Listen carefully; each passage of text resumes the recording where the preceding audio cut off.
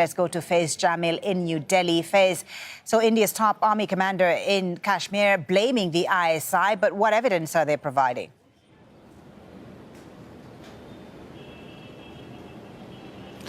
Well, they're just going off what the common narrative that India always gives. It's here in India, it's a well-believed fact, believed in their mind, that Pakistan, that these armed groups are based on Pakistani territory and that they're with impunity. And in many cases, they do have evidence on that. This specific case, they haven't presented any, though. Because they're also one of the things of this news conference was trying to cover over the intelligence lapse that occurred. Many analysts and critics are saying that one of the reasons this attack happened in the first place was a major lapse in intelligence. Why was the convoy, the paramilitary convoy, so large? Why didn't anyone check the road? Why was a civilian vehicle allowed? And how could so much explosives be gathered by one group and intelligence officials not know about it? So they're trying to shift the attention away from there, for one thing.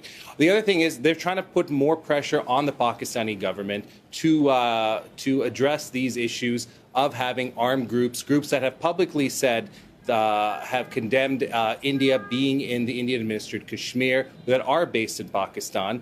In terms of hard evidence, none. But what this is they're trying to show that something is being done and that they're really taking all action that they can at this point. So clearly, Prime Minister Modi under pressure, I imagine, to take action in the wake of this attack. But what are his options, really?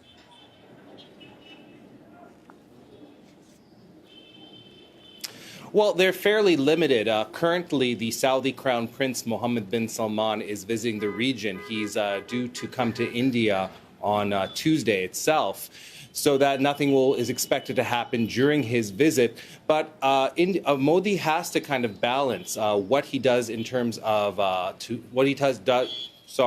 he can do to appease the domestic audience, but also what he can do to antagonize Pakistan without causing any significant retaliation and escalate the situation even further. So it's a balancing game that Modi and the government are playing right now. Thank you for that, Faiz Jamil in New Delhi. Let's cross over now to Kamal Haider in Islamabad. Kamal, Imran Khan is due to address the nation this hour about this latest flare-up in tensions in the disputed Kashmir region. What tone, what stance are we expecting him to take?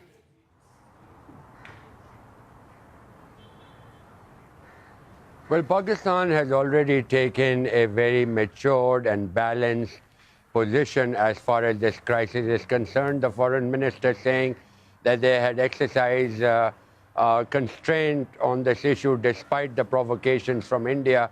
Imran Khan is not a warmonger, and he's, of course, already said that he wants to improve relations with India and talk about all outstanding issues. When he first became Prime Minister, he said and offered to India that if India took one step towards Pakistan, that Pakistan would take two. So we are going to see probably the Prime Minister again reiterating that fact, that the only solution is through dialogue, through talks, and not rhetoric like this. Now, it should also be remembered that the Pakistani Foreign Minister has written to the Secretary General of the United Nations asking him to help de-escalate this crisis, which is emanating from the strong rhetoric. The Foreign Minister also saying that he had warned the permanent members of the Security Council a few weeks ago that a Pakistan bashing campaign would probably be underway in India, and for the purpose of trying to galvanize the Hindu extremist vote. Now, it must also be remembered that there are saner voices in India who see that the Kashmir issue is now an indigenous issue. India has to deal with it with utmost care rather than pointing fingers across the border, which could escalate into something very ugly, which either country cannot afford.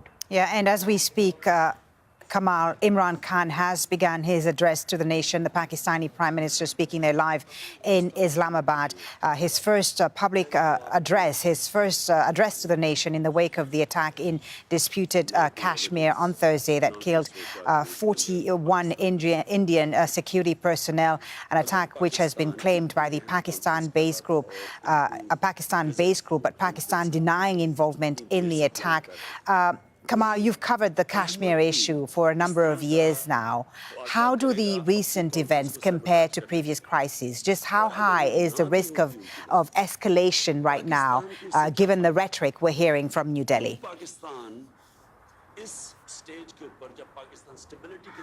Well, this is something that is not new. India has used strong rhetoric in the past.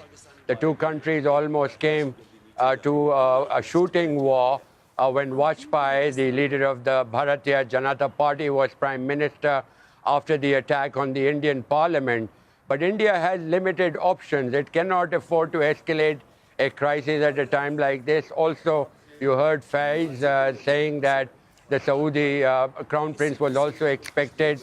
They're also going to weigh in and try to calm down the situation, because the Saudi foreign minister had also earlier said that he would try to play his role in de-escalating the crisis between India and Pakistan. OK, Kamal, thank you very much for the moment. We will keep a close eye on what Imran Khan is saying and come back to you if there are any important news lines from his address to the nation.